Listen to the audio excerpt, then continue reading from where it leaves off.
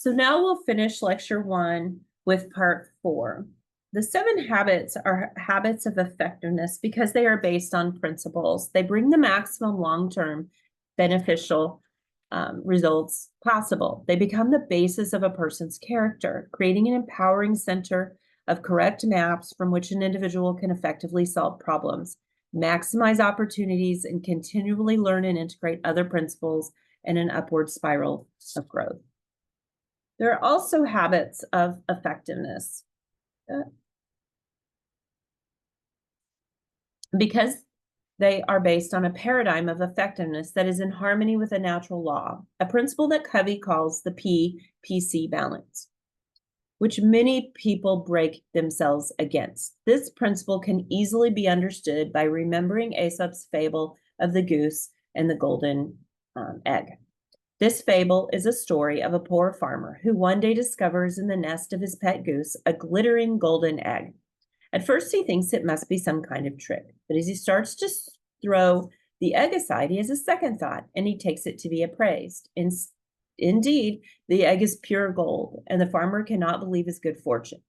He becomes even more incredulous the following day when the experience is repeated. Day after day, he awakens to rush to the nest and find another golden egg. He becomes fabulously wealthy, and it all seems too good to be true. But with his increasing wealth comes greed and impatience, unable to wait day after day for the golden eggs.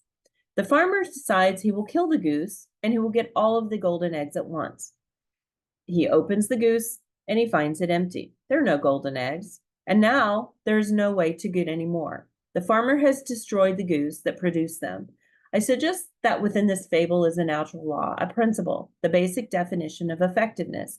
Most people see effectiveness from the golden egg paradigm. The more you produce, the more you do, the more effective you are. But as the story shows, the true effectiveness is a function of two things: what is produced and the golden eggs, and the producing asset or the capacity to produce, which is the goose. We are effective when we balance production and production capabilities, P and PC. Most people, when they talk about being effective and getting results is certainly a key part of being effective, but that's not all. That's not all there is to it. Effectiveness has a second dimension as well. That second dimension of effectiveness is persevering and enhancing our assets. By assets, we mean more than just money, equipment, and buildings. We also mean things like physical health, mental alertness, emotional state, stability, skills, knowledge, values, relationships. These intangibles are assets because we cannot produce results without them. That's why effective people pay attention to them. It's why the definition of effectiveness has an extra dimension that deals with them. The point is that consistent effectiveness always comes from a balance between results and the assets that produce those results. We call the results production. We abbreviate that with the letter P. We call the assets production capability. We abbreviate that PC. Effectiveness then is a balance between production and production capabilities, or P and PC. Our production capability comes from three kinds of assets: physical, financial, and human. To most people, assets mean the sort of things that we list on a balance sheet, mainly money and capital equipment. Most corporations, however, recognize that people are assets as well. People are the human resource. Of course, human resources belong on our personal agenda as well. We are fully effective only when we attend to the human elements of our lives, beginning with ourselves. We are most important human resource, followed closely by the relationships that we have with other people.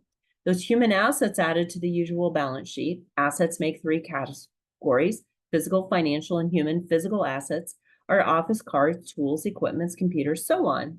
Financial assets are the various forms of money, but human assets are such things as health, talent, education, and our relationships.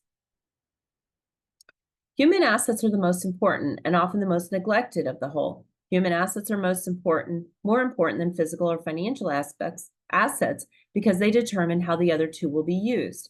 They become more important as organizations become more complex or more dependent on expensive and complicated technology. Among the various human assets, relationships are particularly important. Weak relationships cause poor communication, tension, disagreements, jealousy, backbiting, criticism, negative elements that are costly.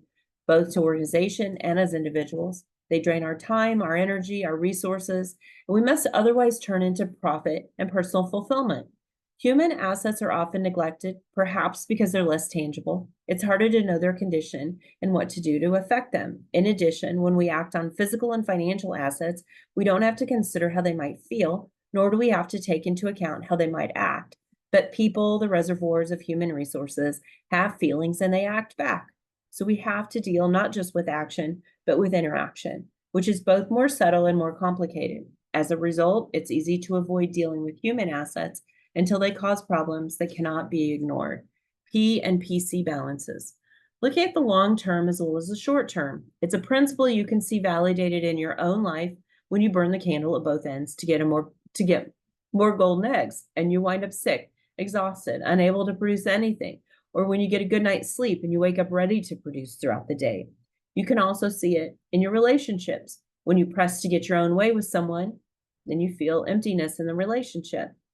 Or when you really take time to invest in a relationship and you find the desire and ability to work together, to communicate, that relationship can take a quantum leap. So our last exercise for the first lecture is the PPC balance worksheet. I'd like you to look at this third worksheet that's included and just think about your own P and PC balance. First, we start with looking at what key results are you responsible for producing? Are you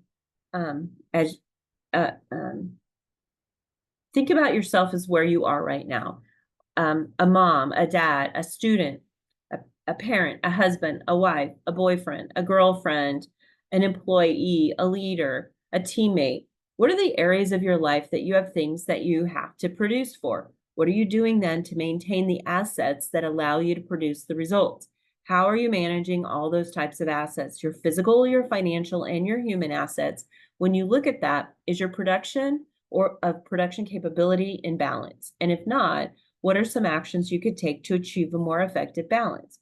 I think when you take some time to look at all these things, it can help you certainly as you're finishing up your program, but also just in your life, your family, and your relationships.